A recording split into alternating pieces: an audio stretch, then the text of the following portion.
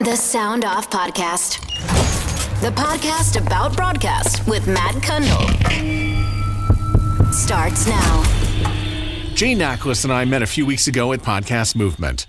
He was introduced to me by my fellow podcast super friend, Jag in Detroit. Jay worked in radio from the early 90s up until 2014, then transitioned to something else which you'll hear about, and then hooked up with Coleman Insights, who consult radio groups and so much more. Now, with Coleman Insights, I've sat through many of their research projects in the past, and they are excellent. Whether it was music trends or podcast downloads or brand building, I always circle that session on the event calendar. Now, back to that conversation I was having with Jay at Podcast Movement. He mentioned his time in radio in Buffalo, and then, of course, our conversation shifted to my favorite two subjects, which are the Buffalo Bills and radio. We'll probably talk more about the latter than the former. Jay Nachlis joins me from Raleigh, North Carolina, but his story starts back with his acceptance at Syracuse University. University, I went to school there from 90 to 93, December 93, and then I left for home in San Francisco and thought I was going to find a radio gig somewhere else, and then Syracuse called me back, and I was there to 96. So we have a very similar pathway because I went to school in Nova Scotia. There was no radio elsewhere, and I wound up working in Nova Scotia. Yeah, it's funny how that happens. I mean, you're already there, right? I was doing part-time at 184 FM in Syracuse, and an overnight gig became available in those 2 weeks after I graduated. And you were already working on campus too, right? Yeah. WJPZ. You never forget your first, do you? You sure don't. Especially that one, like the group of people that were there and the infrastructure they had, and the fact that in their bylaws they had that it needed to be a CHR station because it was the hardest format to learn was pretty awesome. So it was a really neat experience. Okay, so I thought, it's campus and it's the early 90s. I was thinking that maybe it would be a lot of the records you can't get at Sunrise or Tower, and you'd be playing weird stuff like Jesus Jones and The Mission and all sorts of other stuff that hadn't necessarily charted. No, not so much. I was bringing Naughty by Nature to town. I'm slightly embarrassed to say that we played Michael Bolton on a college station.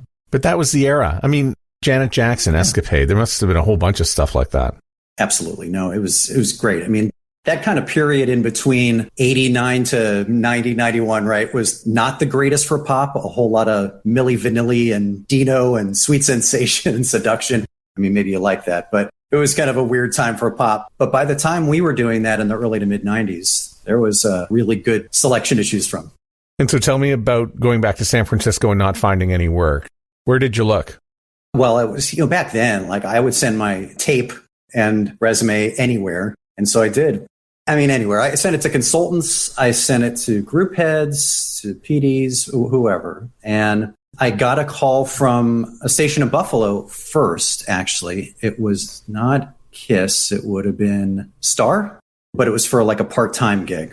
And then I got a call from Syracuse, and this woman who had been doing overnights was let go or left the station. And they said, do you want to come back and work overnights in Syracuse for $16,000 a year? Well, how can I pass that up? Which is also the same amount of money I was making in my first gig if you convert it over to Canadian money. Now, did you also work a paper route and work at a record store? I did the paper route when I was 8 years old.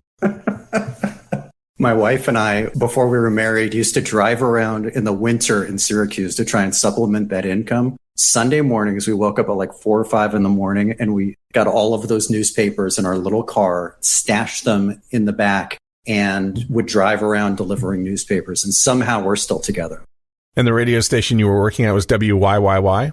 Yeah, except that was a great company, New City, and we had other stations involved. So I helped launch Hot 107.9, which is still around. That was WHEN. So it flipped during the time I was there. But those were the two stations I work with. APD and then eventually PD. Yeah, it was the classic overnights to nights to afternoons, music director to APD, and then left for San Francisco. So you're 24 years old and you're programming AC. So you've already started out campus and you're disappointed by the CHR, and now you're 24 and you're programming AC. I mean, at that age, I wanted to do the exciting music. This is not exciting music if you're 24. No, but at that time, it was kind of, you got infatuated by the industry. So like the actual tracks you were playing weren't even that important. It was the fact that you got a chance to pick them and you got a chance to meet them, right? And you went to the shows. And at that age, like, how can you beat that? And going to lunches and dinners with record reps, and that's like living the dream in your 20s. So by today's standards, we look at that and say, wow, that's really young to be programming. But it probably isn't that crazy. And we should probably be doing more of that now in radio today. And that's letting younger people, 24, 25, program radio stations. I know I was ready to program it and make a zillion mistakes. I didn't get my first programming gig till I was 36 years old. I think I probably would have been more effective doing it at a younger age than at an older age. But do you think that's a big mistake we make in radio and not letting younger people program? 100%. And to take that a step further, the company that I mentioned a few minutes ago, New City. So this was in the early 90s. They allowed me in my early 20s to go to research presentations. And I wasn't a program director yet, but they let me sit into presentations of perceptuals in Syracuse. They even flew me to Bridgeport, Connecticut, which is where company headquarters were. And I got to participate there because they wanted me to learn. And they were giving me the opportunity. And I think they were the type of company that knew, like, this kid isn't eventually going to be, he's not going to be in Syracuse his whole life. And they were okay with that. They're going to be able to train me and coach me and get as much as they could out of me while I was there. But they celebrated as much as anybody, more than anybody, when it was time for me to go and get my first gig. So the fact that I had that mentoring and coaching from them was so, so important. It was why I was able to become a program director as young as I did. And so I think it's really, really important. And you mentioned mistakes. I made plenty, but I also had general managers that allowed me to make the mistakes. And sometimes were really tough on me when I made those mistakes, which, ultimately makes you better. What did you see the first time you saw research being done for music, auditorium, and radio and perceptions? What were your takeaways from it? What made your eyes open? Yeah, it was the moment that I knew at some point in my career, I would want to do what I do now.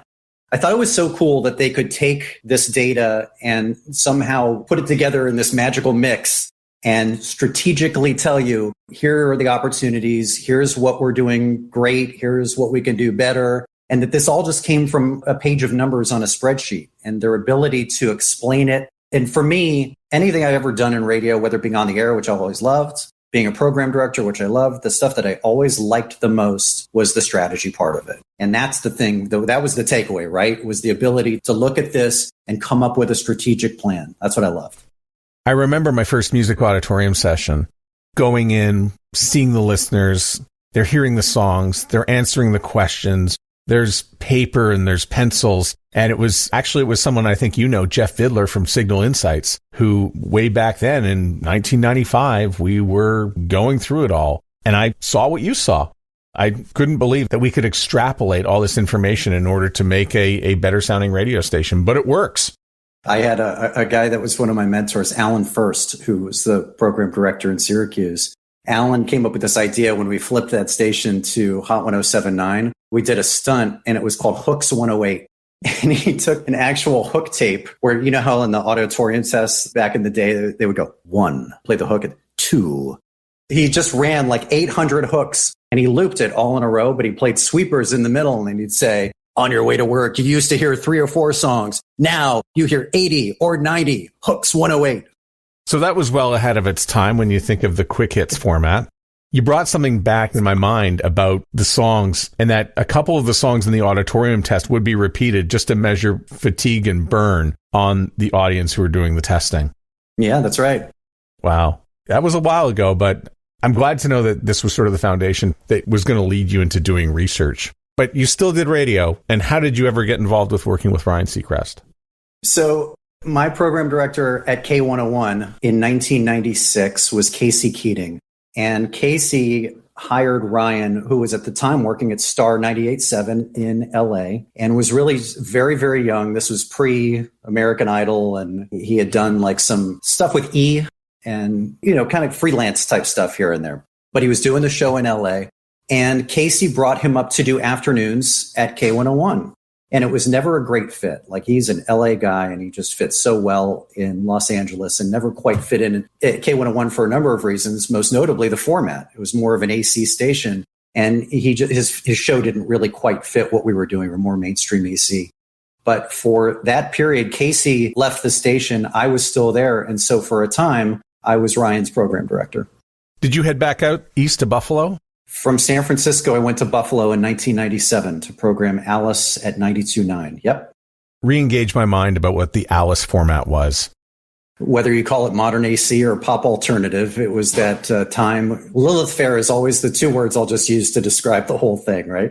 It was Sarah McLachlan and Dave Matthews and Bare Naked Ladies and Matchbox 20 and all of those bands. And for the period between 97 and 99, there was plenty of product, but it fizzled out by 2000. And a lot of the stations, especially ones that were owned by CBS, because we had been sold from American Radio Systems to CBS, they started flipping them to jam and oldie stations, including mine.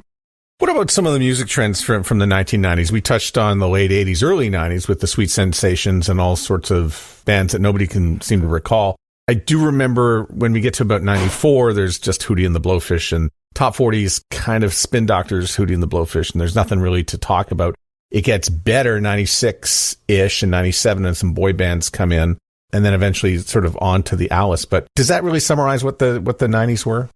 I think it does. Yeah. I mean, there was some of that post-grunge period in the mid-90s as well. But, you know, that period of pop alternative was really great. But I think the issue was it was too singular, right? It's one sound. And so we look back on it today, and you can't just like Jam and Oldies, you can't make a format out of one sound. It needed more texture. It needed more volume. And it didn't have that. And that's why it ended up not lasting. Although a lot of the stuff that came out that time still tests now. It does really well. And I think this is kind of an important era here. When you're programming in Western New York, in Buffalo, you know, from 97 right through until about 2000, this is really the end of radio owning music, because it's not long after that Napster comes in and a lot of things begin to the internet really begins to hemorrhage down on CD sales and radio as being the first place where we will discover new music. Right. No, that's a really good point. Everything started changing at that point. And where were you at the turn of the millennium? So after the station switched from Alice to Jam and Oldies, they gave me an opportunity to program it, actually. And I didn't want to do it because I just didn't want another format to fail in that building.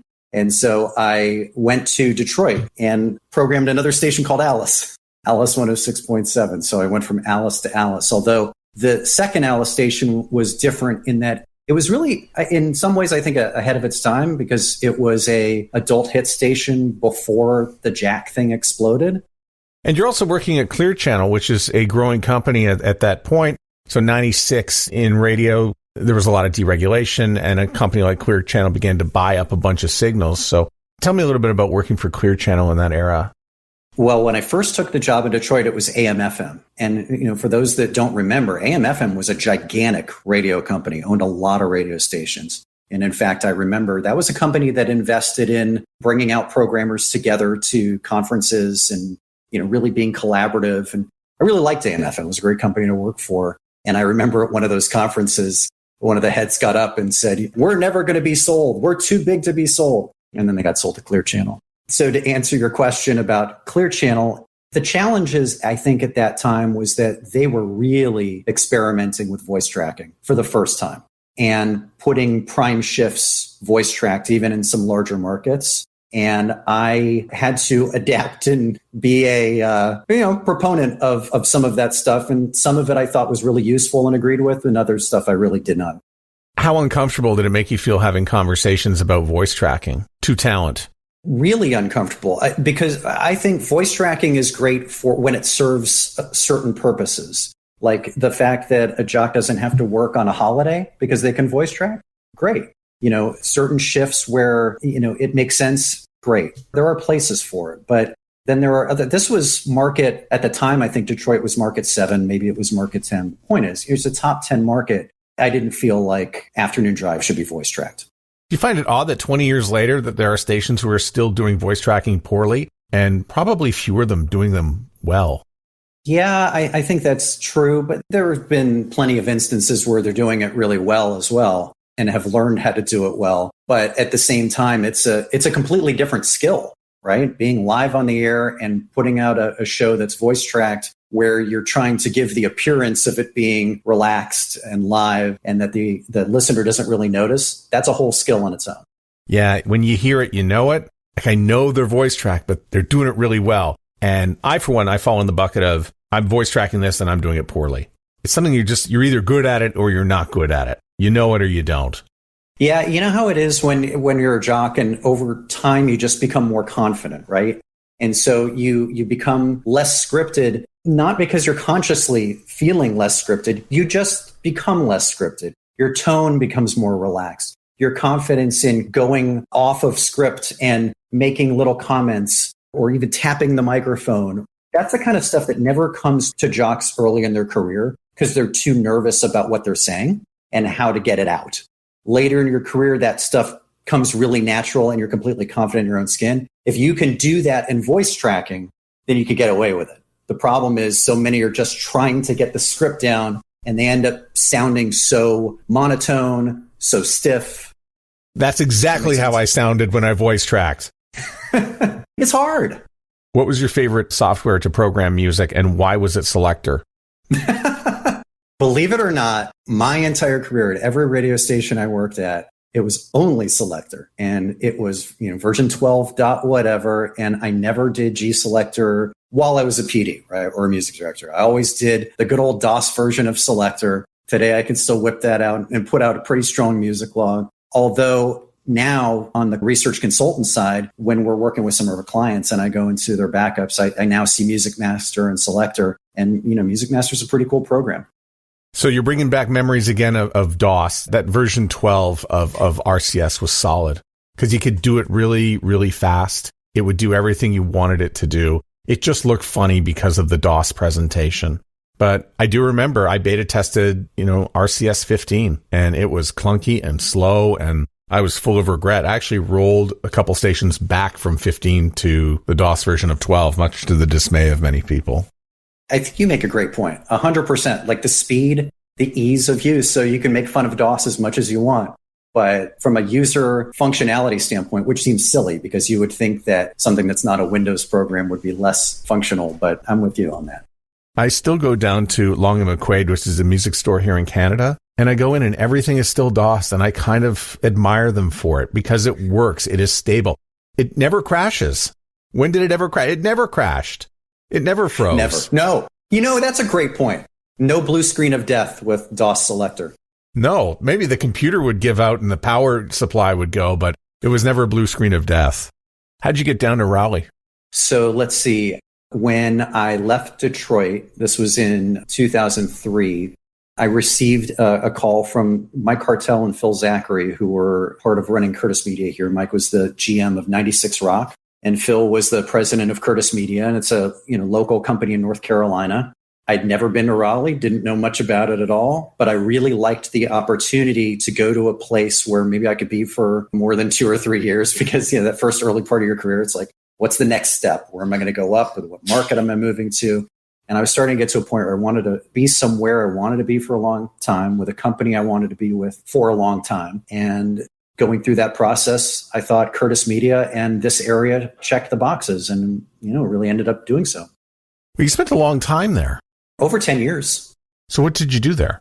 I was program director of 96 Rock, which was a mainstream rock station. And then in the early 2010s, the station shifted to become Radio 96.1, which was more of an adult hits station with a rock lean. And then after that, I left radio for a while, but that's what I did at Kurtis Media. So what happened exactly in that era between 2003 and 2011 musically? I can't recall a single thing. Nobody else can either. That's why we have the hits of 80s, 90s, and today. Today seems to be wound into the 2000s. So what exactly happened in that era musically? A lot of Nickelback, Matt. That's what happened. Are you blaming me for that, by the way? Is that my fault? Well, no, not entirely. Only like 75%. It's fine. I tease my kid. I have a 19-year-old who loves some of his favorite music is like Shinedown and Breaking Benjamin and Nickelback and 3 Days Grace. I'm like, really? Because that's all I played for about 8 years. Nobody wants to hear that anymore. Nickelback's got a brand new song that just came out today. And? It sounds exactly the way you think it would sound. I'm shocked. I went to a Nickelback show once when I was at 96 Rock, and all these people kept telling me, listen, no matter what you think about Nickelback, you're going to love them live. You've got to go see a Nickelback show.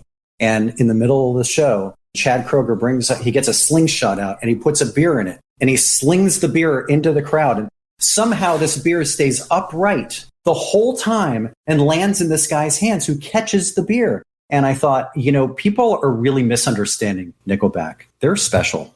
Okay, but you're a research guy, so you know the trends with this thing. So if I'm programming a radio station, whether it was in 2004 or even today, we know Nickelback is polarizing. How do you advise clients through Nickelback?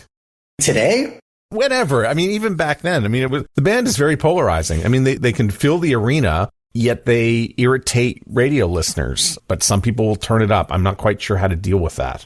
Yeah, but those at that time, they were mass appeal enough. They pop crossover. Like, it was weird how the perception of Nickelback was much worse than the performance of the songs. There was a disconnect between the image and perception of the band and the way the songs performed. Those songs tested extremely well, which is why everyone ended up playing them, but nobody would admit to liking them.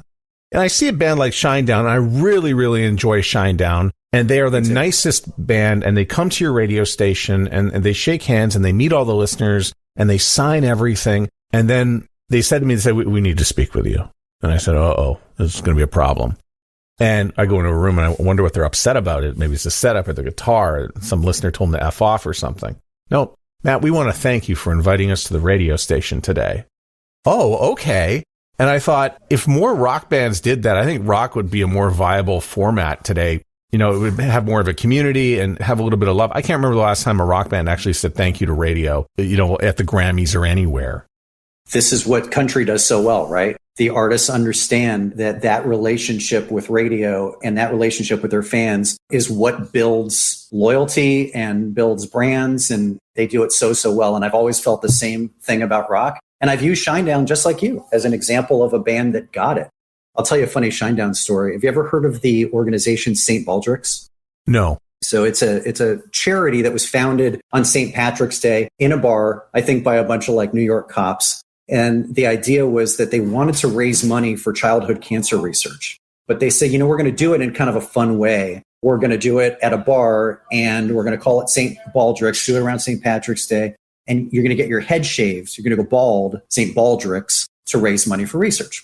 So this organization grows, it becomes bigger and bigger, and they start one in Raleigh, and we're the sponsor of it. And Shinedown was playing a show in Raleigh the same day as our St. Baldrick's thing. And so I say, hey, can we bring them by the bar to do a quick, meet and greet and say hello? Absolutely. So it's really cool. Now, the mistake that I made was I never set up or made sure that special security was there and all of that. So the band comes, and it's not like anyone was mobbing them or anything. The problem was there was this jerk that got drunk and just kept badgering them, giving them a hard time, right? And so they start walking away towards their bus, and this guy's following them. And I remember Zach or one of the other members of the band literally gets into a fight with the guy. And people are screaming, and it's at a kid's cancer event. They're throwing down. And then later that night, so the record rep is calling me and she's crying. She's all upset. She's like, I'm so sorry about what happened. I'm like, no, I'm so sorry about what happened. And then that night at the show, it's almost like this. There was a strange thing in the air in Raleigh. The guitar player whipped around and nailed Zach in the face, started bleeding and gushing. And the record rep calls me again. She says, what's the closest emergency room to the Lincoln Theater? In just a second, Jay transitions out of radio and into something he's already adept at: marketing and research. Also, more about his work and the work at Coleman Insights. We also talk about what he did when he heard an arena full of people boo the fact that someone was a dedicated radio listener. All right, spoiler alert. He blogged about it, and you can connect with that on our episode page and get a transcript of this episode at soundoffpodcast.com. Transcription for the Sound Off podcast is powered by Podin. Your podcast is an SEO goldmine. We help you to dig out. Start your free trial now at podin.io.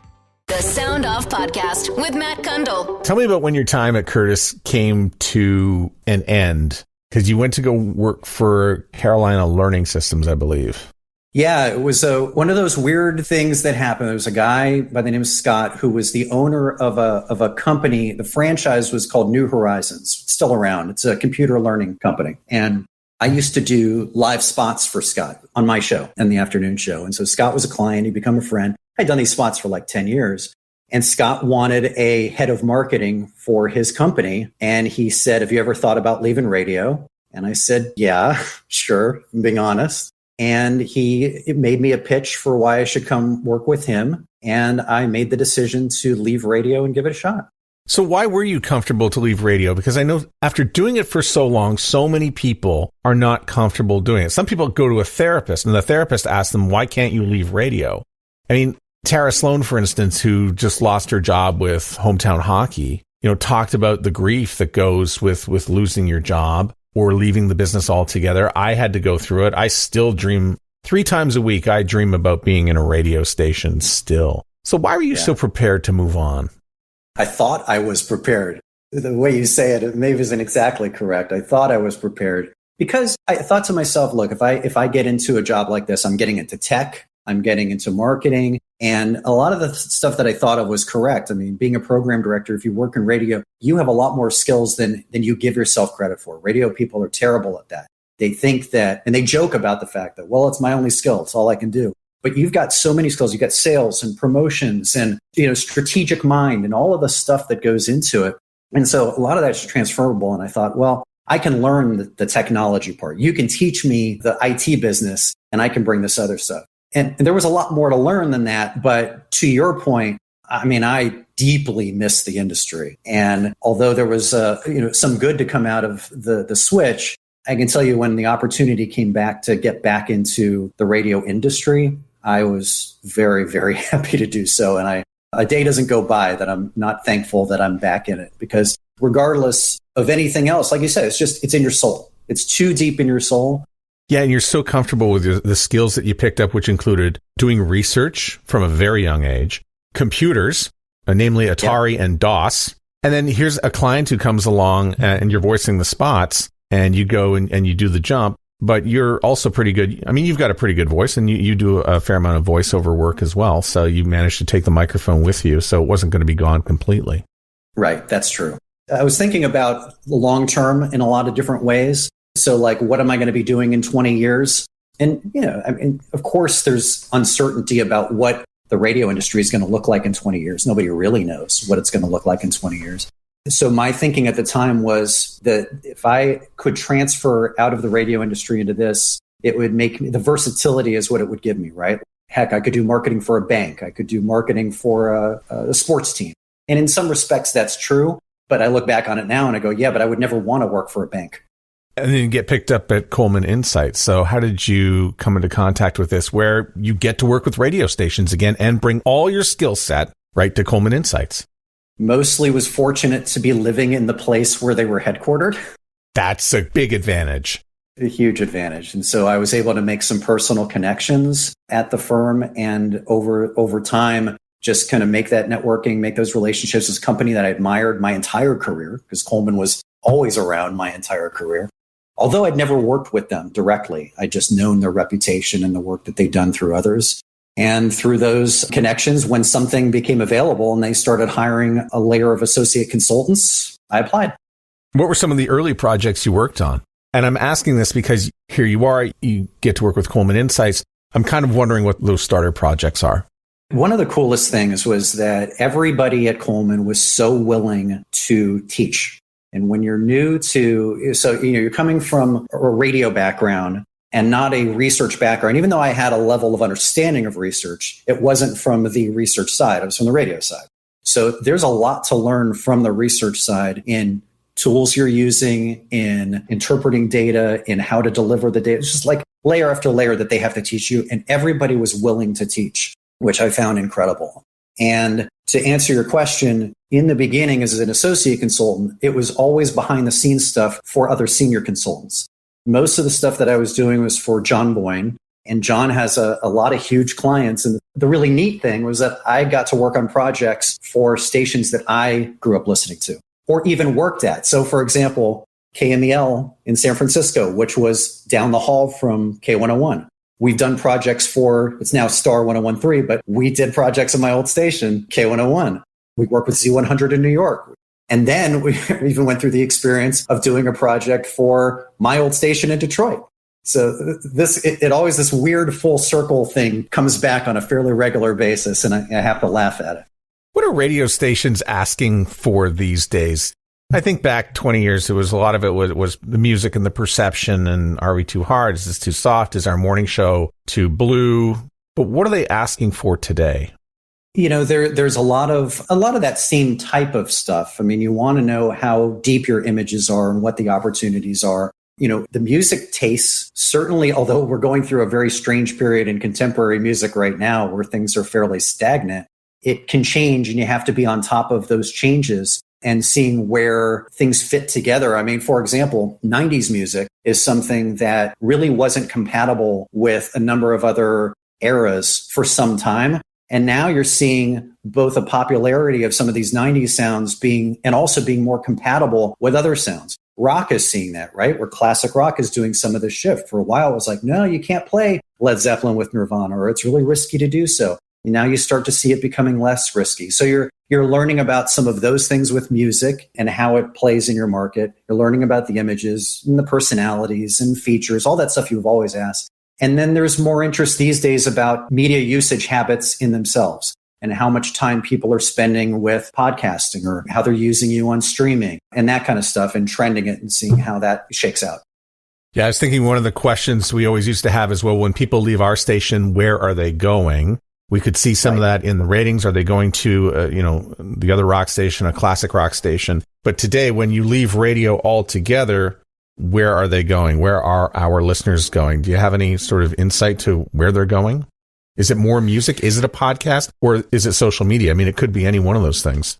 Yeah, there's not really a specific answer to that, but you're on point in that it's not just station to station. It's not just station to podcast. Today's listener, if you really think about how and I talked about this when we did a presentation at Morning Show Bootcamp a couple of weeks ago. I made exactly that point where we've got to stop looking at each other as morning show versus morning show, like radio morning show versus radio morning show, right? Like my kid listens to or watches a morning show on YouTube every single morning. And so when that, consumer is thinking about what to listen to in the morning or throughout the day, where it used to be, I'm just going to go to this station or this station, to your point, maybe they do the daily, or there's a couple of other favorite podcasts that they like to listen to, or there's Sirius XM and their two favorite channels there, or the 2 or 3 podcasts they're thinking about. It. Preponderance of choices is pretty staggering.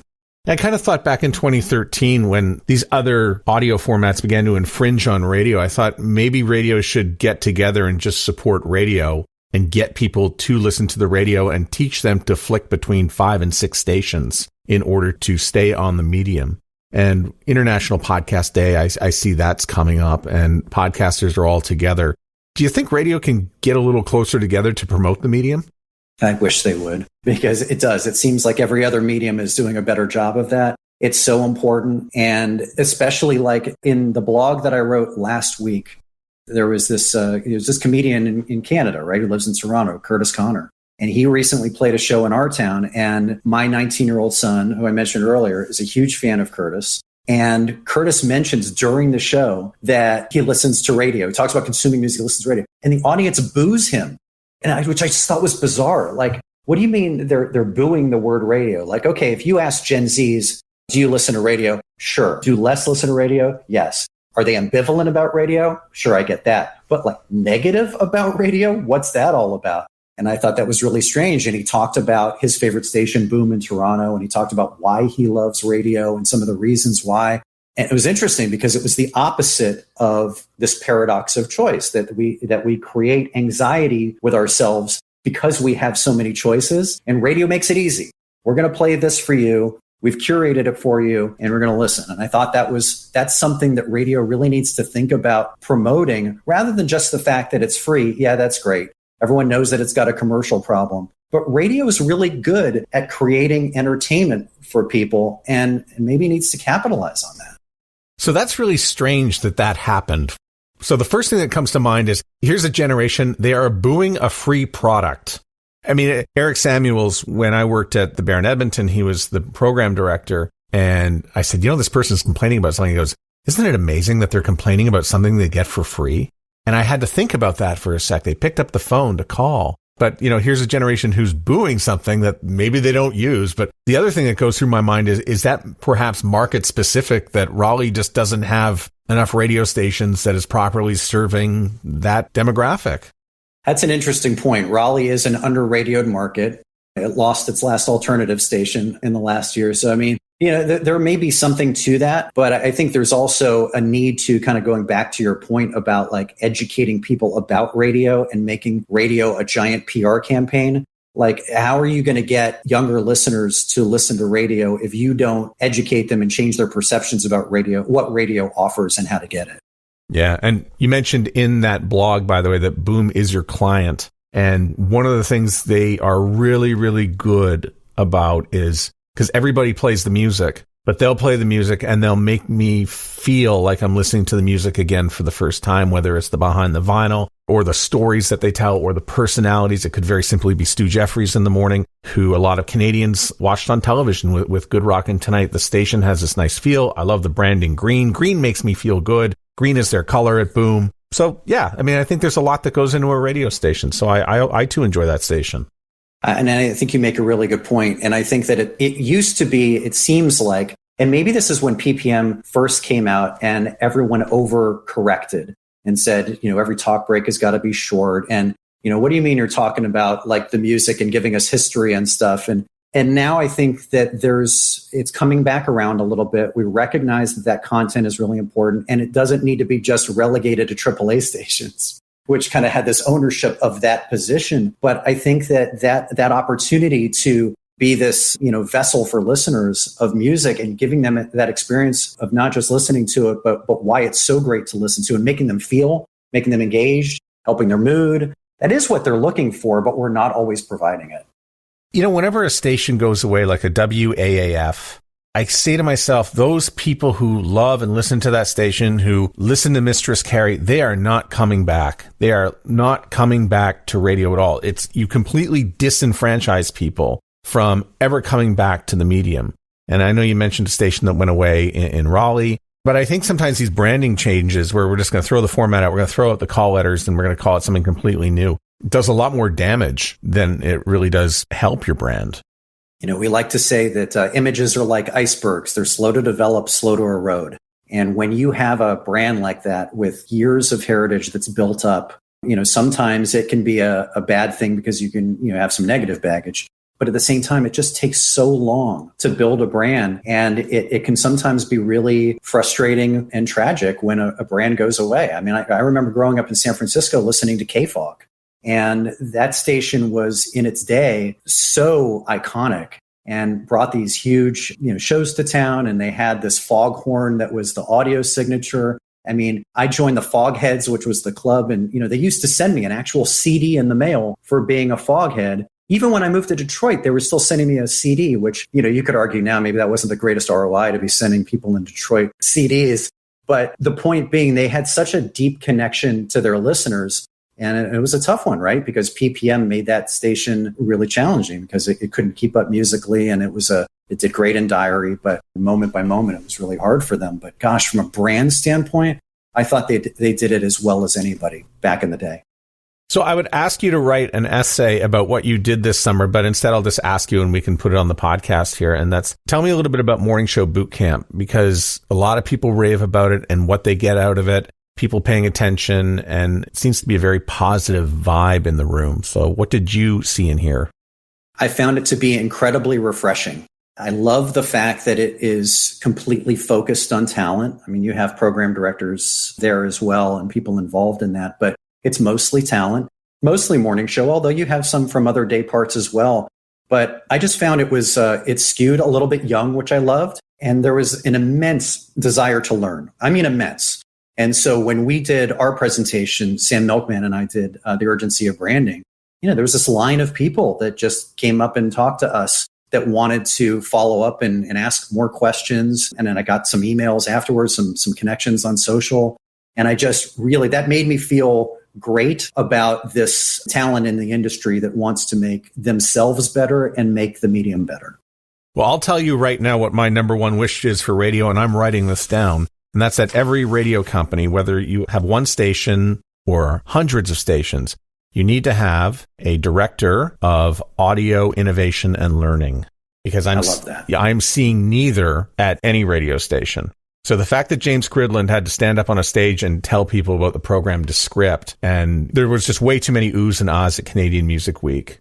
And when you tell me that there's radio talent that are so eager to learn, means they're not being taught and possibly not getting, enough feedback. And I think Fred Jacobs' research has shown that there's quite a disconnect between management and talent, and they're itching for feedback and they're itching to learn. And I think that proves it, what you just mentioned. I was really upset, actually, when Fred showed that. I was in his presentation, and there was that slide as the one that stuck with me, was the amount of talent that said that they get coached. Like how many times do you get air checked? And the percentage of jocks that never get air checked, or once a month or once a year, that's terrible. And I understand that a lot of that comes from the fact that, you have programmers that are overstretched and wearing a lot of hats, for sure. But coaching your talent, there's few things as important. Tell me about your time in Dallas at Podcast Movement. Podcast Movement is always fun. In the past, we've done presentations. We were at an early edition of Podcast Movement where we presented the results of a couple studies that we did with iHeart, the Ben and Ashley I podcast, which is about the Bachelor and Bachelorette universe, and Business Unusual with Barbara Corcoran from Shark Tank.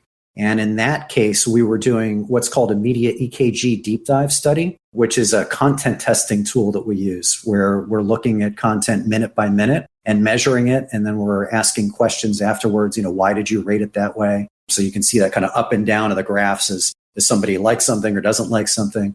So we were able to present that there, and we've done presentations at Podcast Movement almost every year. This time was the first time in a while we didn't do a presentation. We were a sponsor, but this time it was really more about meeting people, doing the networking, and taking it all in. And one of the things that you and I discussed over drinks, so 70% of our conversation revolved around the upcoming Buffalo Bills season, but the remaining 30% of the conversation, we talked about radio stations that you work with. But it's not just radio stations that you're working with anymore. You're going outside now into other areas. That's true. We have some work in streaming, and I have some podcasting clients. And it's not just, one is a network, for example, that's doing research on both the network themselves and on some specific shows, which is really great to see. That's the kind of thing that as we look at the data available to podcasters, I think there are a lot of radio companies that would kill for the amount of tools that are available in podcasting, right? You can find out how many listeners you have, and you can find out, who's leaving and how many you're keeping per show. All that kind of stuff is out there. But where radio has gone in research is a deeper level to understand how listeners really feel about your talent and your personalities, and how they feel about the shows and the whys behind it, and more qualitative research behind it. And so I think that there's some of that desire now. We're starting to see it in podcasting as the medium matures, which is great. So, we're doing some work with, the network. We're also doing some work with a hosting platform. So it's a natural progression from radio because they're audio brands. We still see ourselves in that audio universe, but it's exciting. I think there's a lot of upside, particularly in podcasting, to understand their listeners' behaviors. Yeah. So podcasters are in basements, small places. Often the staff are across the country and they have to send in their audio. It's not like a physical radio station in a market that gets well established. When we're trying to think about perceptions of a podcast, it's tough to reach out to certain listeners to try to get their feedback. And if it were about a podcast network, it's equally hard. How do we measure about, let's say, the Sound Off Media Company, about what people think about it? Well, they probably don't think about it, but they're probably listening to the podcast anyway that we're producing. So it's a different form of work altogether than, say, radio. It's a very different form of work, particularly because, to your point, right, most podcasts aren't at a level on a national basis that you can just survey them the way that you do radio, right? You go into a market, a radio station has hundreds of thousands of listeners in Cume. You know that you can go out there in the market and, with an incidence rate of 10 to 15%, you're going to be able to find people that listen to that radio station that you're studying, or at least radio stations within the universe that you want to talk to. You can't just take a podcast, go out and make calls, because you spend a little too much money trying to find people listening to that podcast. So, and some of it in podcasting then is using databases and finding other ways to reach those people. Yeah, if you ask people what they listen to for a podcast, they'll say, I listen to Joe Rogan. I listen to something else that you have heard of, And then they're going to list off 8 podcasts you have not heard of. Right. Absolutely. But database is not the best way to go in a lot of research. We're not a huge fan of doing database research in many situations because you don't want to just preach to the choir, right? You want to find out who the ancillary people are that you can get to listen to more. But like I said, it's a little bit trickier in podcasting, but at the same time, there's an opportunity to go deeper than just a simple SurveyMonkey survey, which serves its purpose and is great. But you want to go deeper than that to really find out about how to optimize your show and make it better. Now, you tell me, as I've got a SurveyMonkey that I'm just about to put out. It might be Google Forms. I just haven't figured out how to work either of them yet. But you should be doing that, right? And I encourage every brand, every show. You can't do a big study all the time, certainly, but you need to be talking to your listeners on a regular basis. Like, for example, Starbucks, every time that I play one of their goofy games on their app, they take the opportunity to ask me some questions. And I think that's great. There's this interest in gathering information from your consumers on a regular basis. You should take it. I'm feeling fatigue from some of those. Is that my age? No, there is too much of it. I don't disagree with that. And it's especially like if it comes to your email, it's tough because Google or whatever email service they're using, they're filtering it out. They're putting it in promotions. It's going into the junk. You have to find some way to stick out. I would agree with that. What podcast app do you use to listen to podcasts? Spotify. Just the one? Yeah, typically I do. And that tends to be just because when I'm streaming, I tend to be in the Spotify universe. I pay for their premium service. I'm already in there. And so I'm saving my favorites and it makes it easy for me. And so that tends to be where I listen to them. What show have you been following or subscribed to the longest? Ooh, the longest. That's a good question. The one I've listened to the longest is one of Todd Cochran's shows, actually, about podcasting. The shows that I'm listening to the most right now are Smartless and Fly on the Wall with David Spade and Dana Carvey. So I have dynamic audio insertion as being one of my bigger takeaways from podcast movement. What was your biggest takeaway? Honestly, I don't really have a big takeaway from that. What's yours? Just that the podcasting space needs to pay attention to programmatic and really make it so that the ads flow in seamlessly. So much of it is done so poorly, different levels, not making a seamless transition to get people in and out of the ads.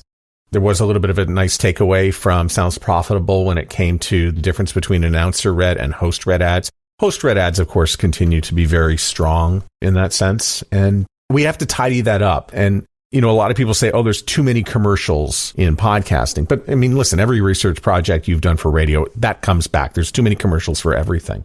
But I'm not sure how to handle it if you're a company like iHeart that will put those 2 podcasts that you mentioned. They promote those ad nauseum. They treat some podcasts like stop sets, and they'll put 3 commercials in there, and they will be promos. And that's a lot for the listener, I think, to digest. And I think that's how we get that perception of too many commercials. So again, it's a good thing that we're promoting podcasts. It's a bad thing because people do interpret those as commercials. I think you make a really good point, and I think that's something that radio has struggled with for some time, for sure, with ad insertion and, like you said, the clunky experience going from the terrestrial feed, into the feed of spots and then going back in. That's something that is terrible sometimes to listen to. And you're right. The listening experience has got to be better. And then I would say also about the number of commercials, I think you make a great point too, because that is a huge issue for radio.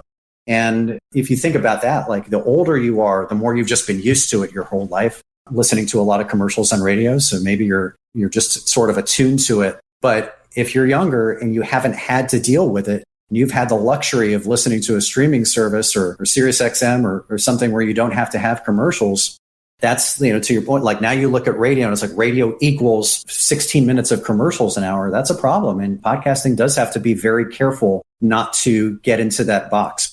I'll take one bold prediction. You can make it for podcasting or radio. Do you have one? Something that you see coming into 2023 that you go, that might be a thing. I think that we're going to see some fresh new talent come around in the next year that's going to break into the radio industry, that's going to break into podcasting. I think that YouTube is this massive trove of talent that has been kind of untapped. And there is a huge listener base for so many of these people that are making a living as comedians. They're making a living on doing a show on YouTube. And yeah, they're monetizing it there. But the problem is their brand isn't big enough.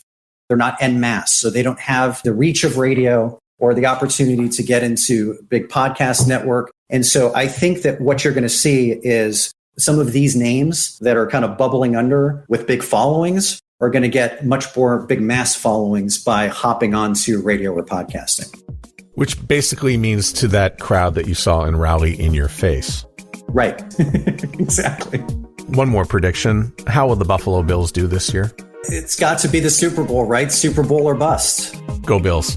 Thanks, Jay. The Sound Off podcast is written and hosted by Matt Kundle. Produced by Evan Serminski. Social media by Courtney Krebsbach. Another great creation from the Sound Off Media Company. There's always more at soundoffpodcast.com.